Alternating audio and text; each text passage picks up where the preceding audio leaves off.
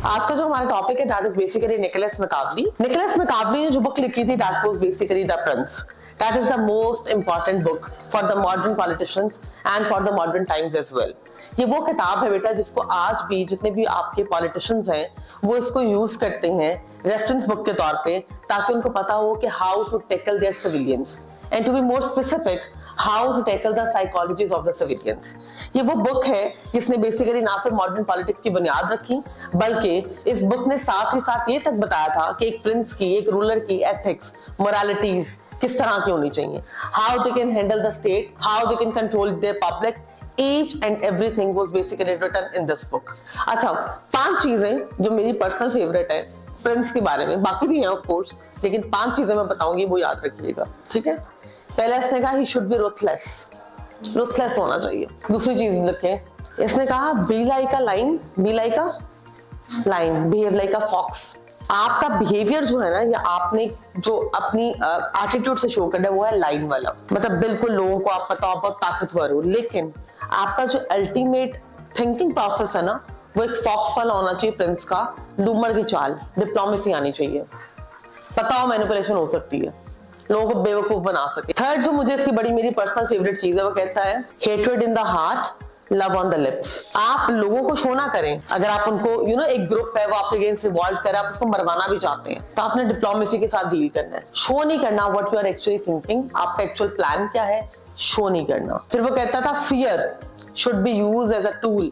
लोगों के अंदर आपका फियर, खौफ इतना ज्यादा होना कि लोग आपका आगे सर ना उठा सकें। जंगल का बादशाह कौन होता है? लाइन। उसका फियर बहुत होता है।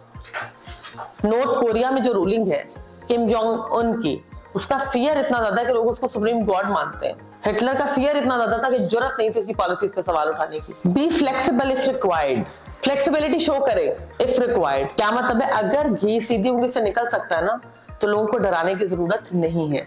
Don't push there limits.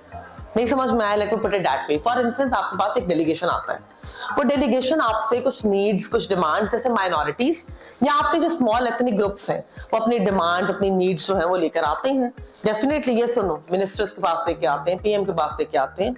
आप उनके सामने फ्लेक्सिबिलिटी शो करें, आप उनसे मिसकमिटमेंट्स कर सकते हैं ताकि फॉर द टाइम बिंग एक टाइम बाय हो जाए, लोगों को लगे आपने उनकी बात सुन ली है। That's it.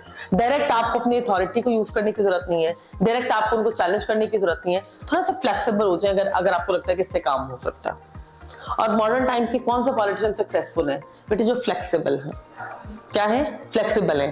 पब्लिक को यही पता होता है, हर पब्लिक ग्रुप से पूछेंगे ना वो यही कहेगा they are loyal with us. हर पब्लिक ग्रुप का पर्सपेक्टिव होगा उस बंदे के बारे में कि उनको हमारा सबसे ज्यादा ख्याल है, और काम किसी का भी नहीं हो रहा होता। ये उसकी क्वालिटीज थी जो प्रिंस को देता है। आप मुझे बताएं, क्या ये क्वालिटीज आपको मॉडर्न पॉलिटिशियंस में नजर नहीं आती हैं? ऐसा नहीं है। आपके जितने भी स्ट्रॉन्गेस्ट पॉलिटिशियंस हैं वो यही यूज करते हैं। होती सबकी फॉक्स वाला बिहेवियर है, लेकिन बिहेव सारे किसकी तरह करते हैं? लाइन। हमें तो डर ही नहीं लगता, वो एक अलग बात है, बिहाइंड द कर्टन सारे डील कर रहे होते हैं। ये मैकावली का द प्रिंस का आइडिया है। आई होप आप लोगों को क्लियर हुआ है। Thank you.